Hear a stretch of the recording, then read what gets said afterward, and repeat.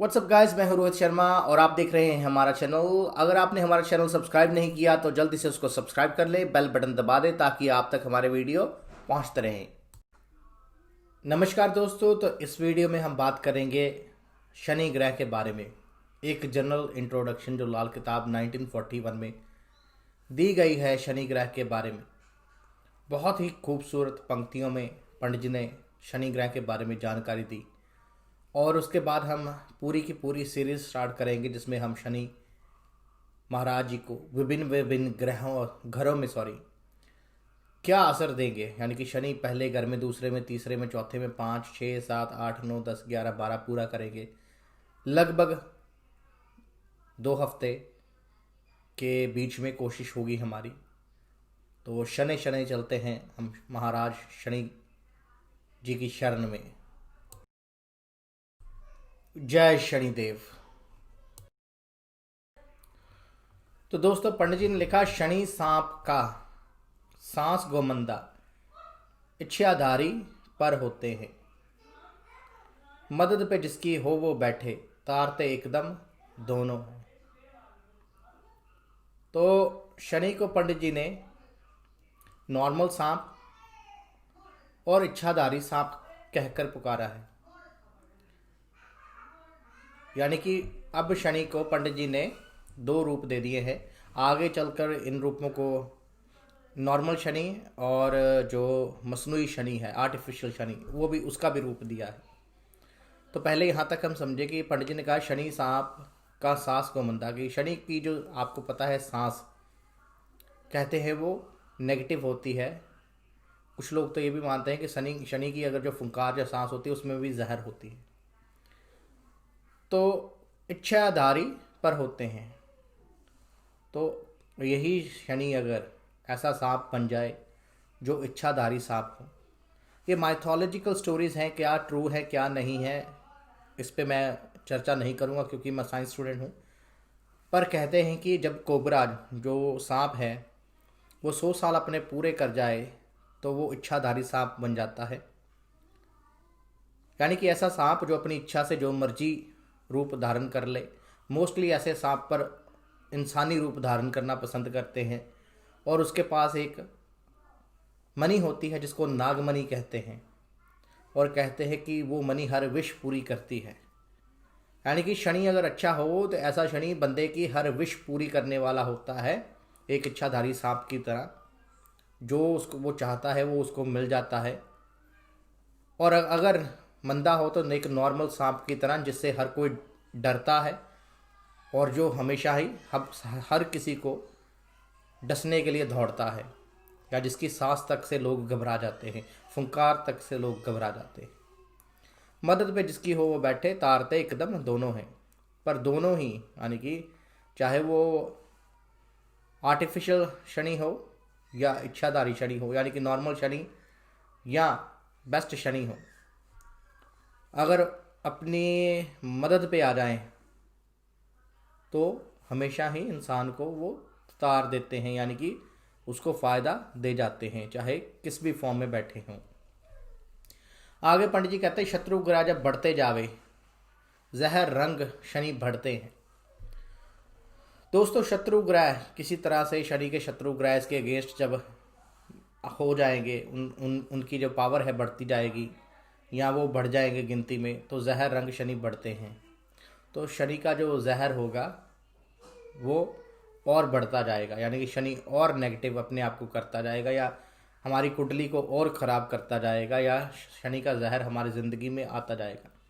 दोस्तों, शनि का रंग कहते हैं काला। काला रंग जिस रंग पे मर्जी चढ़ जाए उसको काला कर देता है, कालिक पोत देता है। पर काले रंग पे कोई और रंग नहीं चढ़ता। इसीलिए दोस्तों, जब हम किसी को, आपने देखा होगा, बेइज्जत करते हैं तो कहते हैं कि इसके मुंह पे कालिक पोत दो। काले रंग पे, वो एक कहावत भी है ना, कहावत नहीं, पता नहीं किस शख्स ने लिखा, काले मैडे कपड़े ते काला मैडा पेस, गुण ही परया मैं फिरा ते लोग कहण दरवेश। तो काला रंग एक ऐसा रंग जिस पे कोई और रंग बाद में चढ़ ही नहीं सकता। तो शुक्र बच्चा वो कभी ना मारे, सांप 2 बच्चे मारते हैं। शुक्र बच्चा, अब शुक्र को बच्चा बना दिया पंडित जी ने। यानी कि कहते हैं कि सांप अपने बच्चों को खा जाता है पर शुक्र को कभी नुकसान नहीं पहुंचाएगा। सांप दो बच्चे मारते हैं। अब ये दो सांप कौन से नए दो सांप आ गए? ये दो सांप जो है वो मसनूई सांप आ गए। वो कौन कौन से पंडित जी ने आगे नीचे बताए हैं? वो बताए हैं, एक तो शुक्र और बृहस्पति जो मिलकर एक शनि बनाते हैं जो कि केतु स्वभाव का है, और दूसरा मंगल और बुध जो मिलकर शनि बनाते हैं जो कि राहु स्वभाव का है या मंदा स्वभाव का है या नेगेटिव शनि है या नीच शनि है। तो ये चीज़ पंडित जी ने बताई है। आगे पंडित जी कहते हैं, गुरु के घर कभी बुरा ना करता, ना ही पाप खुद करता है। तो शनि कभी भी गुरु के घर में बैठा, विस्तार में पंडित जी ने जो कहा है वो ये कहा है कि खाना नंबर 9, 12 और 2 की मेनली बात की है कि गुरु के घर में अगर बैठा हो शनि तो वो मंदा नहीं करता, यानी कि खराबी नहीं करता, ना ही पाप खुद करता है। यानी कि शनि खुद पाप नहीं करता। शनि अपने एजेंट पाल रखे हैं, या ये कहें कि शनि के एजेंट है राहु केतु, उनके थ्रू पाप करवाता है।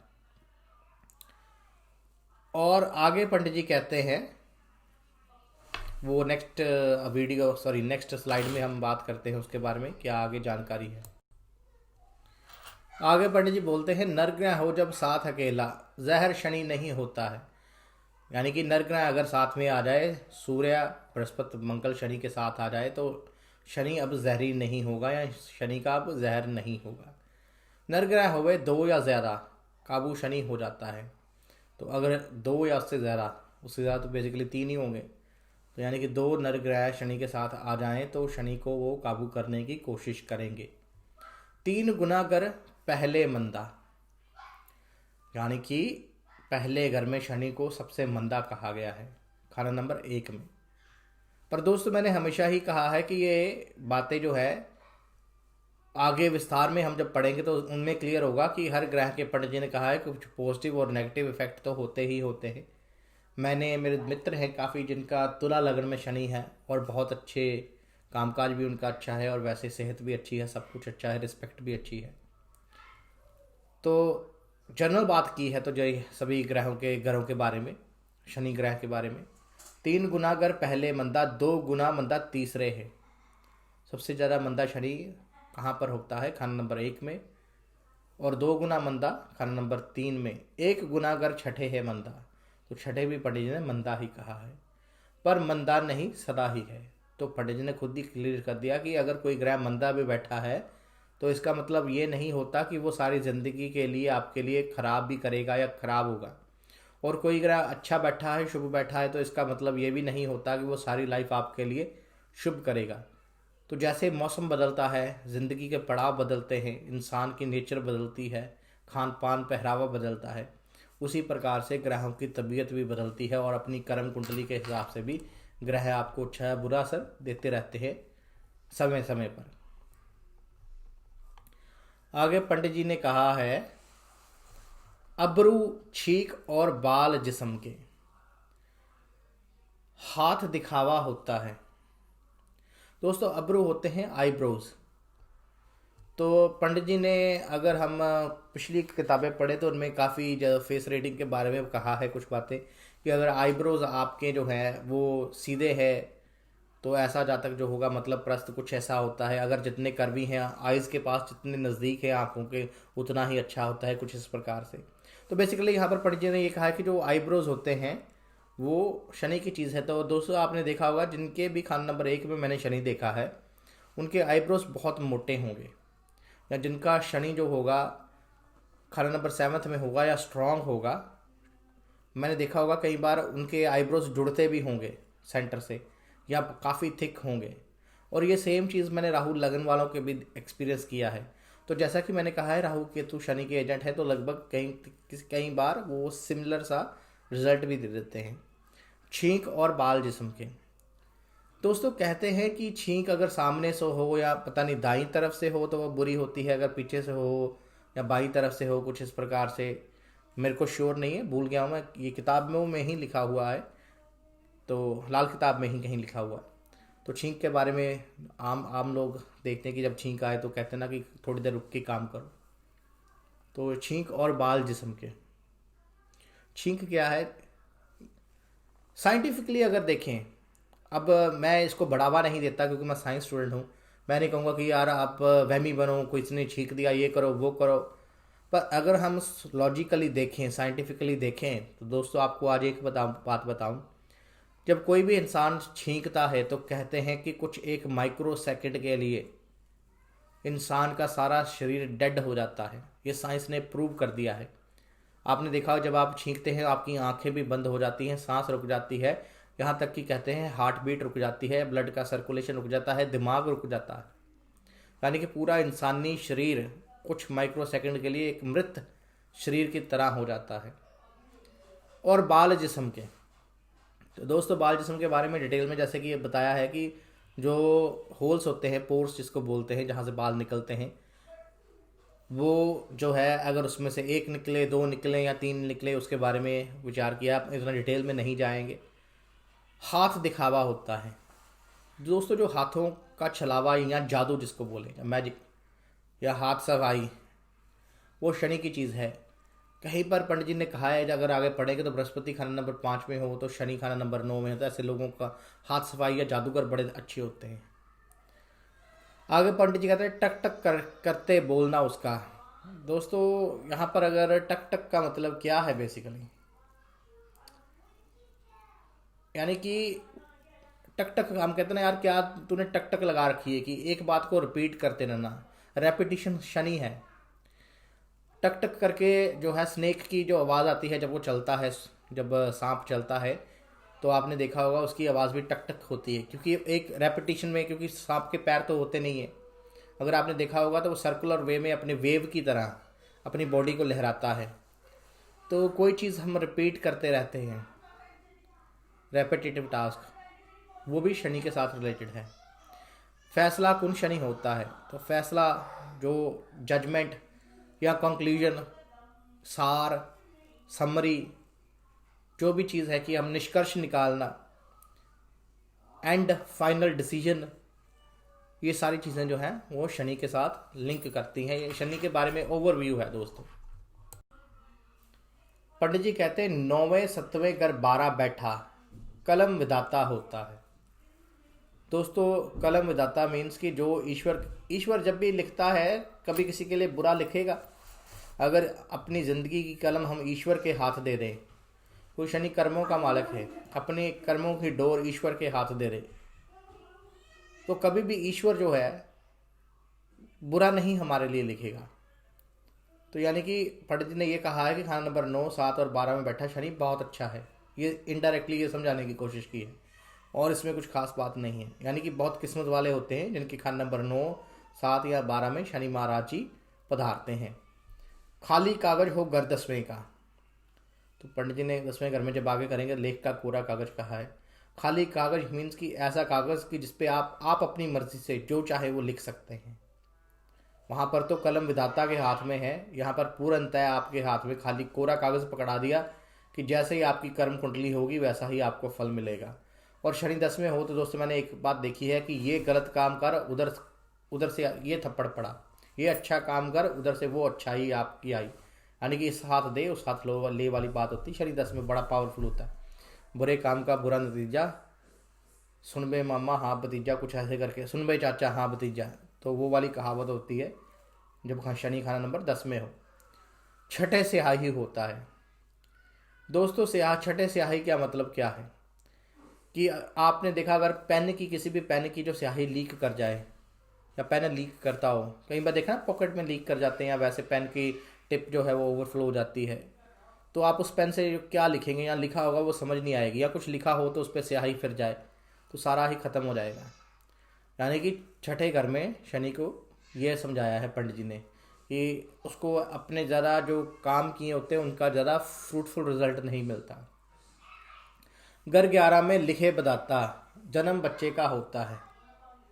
तो खाना नंबर 11 में जब शनि होता है तो मालिक अगर शनि बेहतर हो तो ऐसे केस में जन्म बच्चे का होता है। यहाँ पर खान नंबर 5 में बच्चों को खाने वाला सांप कहा गया है।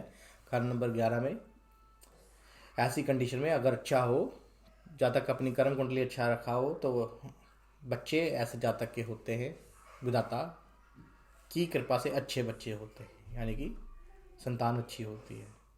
किस्मत का हो हरदम राखा, स्याही पाप को धोता है। दोस्तों किस्मत क्या है? बृहस्पति। और हमने जब भी पढ़ा है कि बृहस्पति और शनि का एक लिंक किया है, मानकर चलें कि हम बृहस्पति और शनि का एक लिंक है, यानी कि शनि हमेशा ही बृहस्पति को प्रोटेक्ट करता है। तो बृहस्पति को जो प्रोटेक्ट करता है शनि करता है किस्मत को। स्याही पाप को धोता है, तो शनि अगर अच्छा हो, क्योंकि राहु केतु के गुनाहों का या पापों का फैसला करता है, तो वो चीज़ पंडित जी ने समझाई है कि अगर अच्छे कर्म, मान लें कि हमारी किस्मत में, फॉर एग्जाम्पल यहाँ पर एक अच्छी एग्जाम्पल देता हूँ कि हमारी किस्मत में हमारे साथ बुरा होना लिखा है, पर हम अगर अच्छे कर्म करें तो हम उसको किस्मत को भी चेंज कर देंगे, या जो हमारे पाप होंगे उनको भी अपने अच्छे कर्मों से धो देंगे। यानी कि अच्छे कर्म अगर हम करते रहेंगे तो जो हमने अपनी पुरानी लाइफ में, पिछले जन्म में या इस जन्म में जो पाप किए हैं, तो अपने अच्छे कर्मों से, आगे के अच्छे कर्मों से हम उनको ख़त्म कर सकते हैं, धो सकते हैं, बैलेंस कर सकते हैं। आगे पंडित जी कहते हैं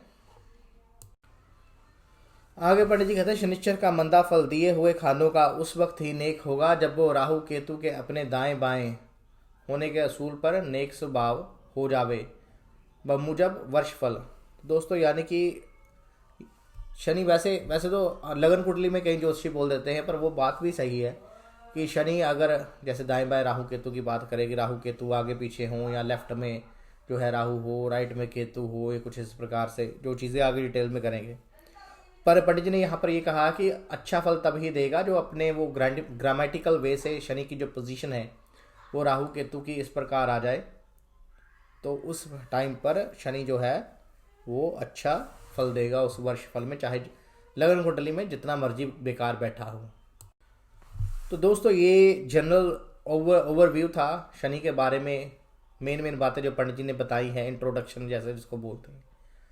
तो अब हम जो सीरीज़ करेंगे उसमें खाना नंबर 1 से लेके खाना नंबर 12 तक हर खाने को स्लोली उसको डिकोड करने की कोशिश करेंगे, और हमारे साथ जुड़े रहिएगा।